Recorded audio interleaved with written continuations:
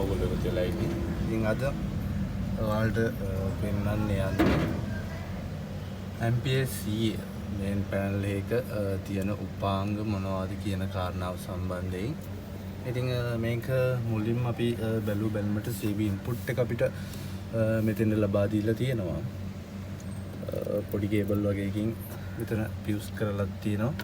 ඉතින් මේක ඇවිල්ලා ස්නයිඩර් MPS adjustable breaker එකක්.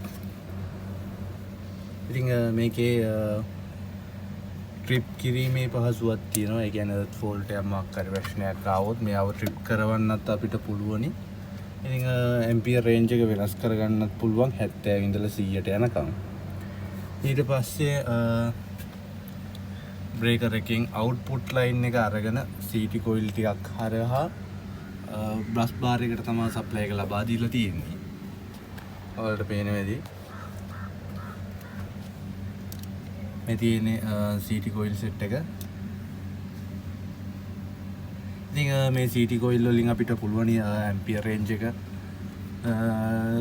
මැනගන්න කීයක් තියනවාද කියන කාරණාව. ඒ වගේම අපිට වෝල්ටේජ් එකත් චෙක් කරගන්න පුළුවන් කීයක් තියනවාද කියන එක. ඉතින් ඒකට එකම කොයිල් එකෙන් කාර්යයන් දෙකම කරගන්න බෑ. ඉතින් වෙන වෙනම සම්බන්ධ කරන්න ඕනේ.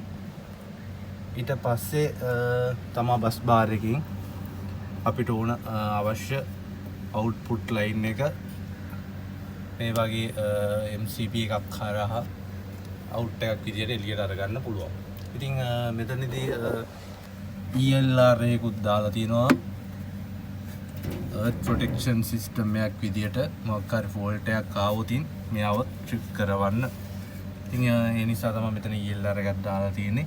earth fault එකක් මොකක් හරි නැත්නම් ground fault එකක් මොකක් හරි සිද්ධ වුණොත් අපි ගන්න අවුට්පුට් ලයින් වල කෙලින්ම සප්ලයි එක විසන්දි කරවන්න පුළුවන් මෙතනින් මේ බ්‍රේකර් එක හරහා. ඉතින් මෙතන කොයිල් එකක් ඇතුලේ තියෙනවා. කොයිල් එකකින් තමයි සප්ලයි ඒ කියන්නේ කොයිල් එකෙන් තමයි මෙයාව ඔන් ඔෆ් කරන එක කරවන්නේ. ඉතින් කොයිල් එකේ සප්ලයි එක කට් වුණාම කෙලින්ම බ්‍රේකර් එක ඩවුන් වෙනවා. ඉතින් මේ විදිහට තමයි මේ පැනල් එක තියෙන්නේ. ඉතින් ලේසියෙන්ම මේ වගේ එකක් කරගන්න පුළුවන්. ඉතින් ලොකු දේවල් නැහැ. ඉතින් තව ඕනනම් මේ වගේ පැනල් වල සාමාන්‍යයෙන් ඉන්ඩිකේටර් ලයිට් උත් තියෙනවා. මේක නෑ. ඉතින් ඉන්ඩිකේටර් ලයිට් එකට අපි සප්ලයි එක ගන්න CB ඉන්පුට් ලයින් එකෙන්. ඒ කියන්නේ මෙතනින්ම තමයි ඩිරෙක්ට් සප්ලයි එක අරගෙන නියුට්‍රල් බාර් එකකින් අරගෙන තමයි ඉන්ඩිකේට් වලට දෙන්නේ. ඉතින් ඔයාලට පේන ඇති පැනල් එක තියෙන ආකාරය. ඉතින් මේ වගේ 3 pole NCB දාන්නේ නැතුව ඉතින් ඔයාලට පුළුවන් මේ වගේ RCCB දාන්න නැත්නම් 4 pole එකක් දාන්න. ඉතින් මෙතනදී 4 pole දාලා නැත්තේ කෙලින්ම නියුට්‍රල් බාර් එකෙන් ඩිරෙක්ට් කරන් තියෙනවා. පේස් 3 විතරක් බ්‍රේකර් එක හරහා කඩලා තමයි අරගෙන තියෙන්නේ. ඉතින් ඔන්න ඔය විදිහට තමයි මේ පැනල් එක තියෙන්නේ. ඉතින් මම දැන් වෙනම 3 phase ලයින් එකක් එළියට අරගන්නවා. ඒ නිසා මම මෙතන 6 මිලි කේබල් ටිකක් සම්බන්ධ කරලා ලග් එකක් පාවිච්චි කරලා බස් බාර් එකට අමුණගෙන තියෙනවා. ඉතින් ඒ ලයින් එක ඩිරෙක්ට් අරගෙන මෙන්න මෙතන RCCB එකක් සම්බන්ධ කරලා තමයි අවුට්පුට් ලයින් එක අපි අරගන්න යන්නේ. මොකද ෆෝල්ට් එකක් ආවොත් නැත්නම් මොකක් හරි රීසන් එකක් ආවොත් අපිට පවර් ඔෆ් කරගන්න හෝ පවර් කට් වීමක් සිද්ධ වෙන්නේ නැහැ. ELR එකක් නැත්නම් RCCB එකක් දාලා තිබුණ නැත්නම් ඉතින් ඒක කොකටත් හොඳයි සේෆ්ටි අතින්.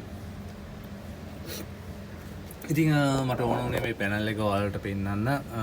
මෙන්න මේ විදිහට තමා සාමාන්‍යයෙන් පැනල් එකක් තියෙන. ඉතින් මීට වඩා විශාල පැනල් තියෙනවා.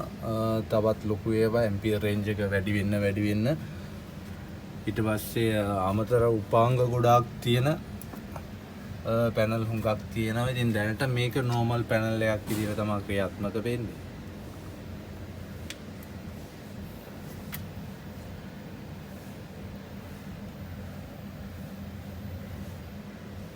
ඉතින් මතක් කරනවා Green Arrow YouTube channel එකත් එක්ක දිගටම එකතු වෙලා ඉන්න. ඒ වගේම bell icon එකත් click කරලා තියාගන්න. තවත් කෙනෙක්ට බලන්න ෂෙයා කරන්න කියලා ආදරෙන් ඉල්ලනවා. ඉතින් අද ඔයාලට පෙන්වුවේ සාමාන්‍යයෙන් මේන් පවර් පැනල් එක තියෙන උපාංග කීපයක් සම්බන්ධයෙන් තමයි පැහැදිලි කිරීමක් සිදු කරේ. ඉතින් මෙතන මට අමතකුණා කියන්න මේ පියුස් දෙක දාලා තියෙන්නේ ELR එකට සප්ලයි ඉන්පුට් කරගන්න තමයි. මෙතන ඩිලෙක්ට් සප්ලයි එක මෙතනින් අරගෙන තියෙනවා. ඒ ලයින් එක අරගෙන කඩලා තමයි මේගොල්ලොන්ට වෙනම දීලා තියෙන්නේ. මොකක් හරි ෆෝල්ට් එකක් ආවොත් අපිට රිපෙයාර් කරගැනීමේ පහසුව සඳහා ඒ විදිහට පාවිච්චි කරලා තියෙනවා.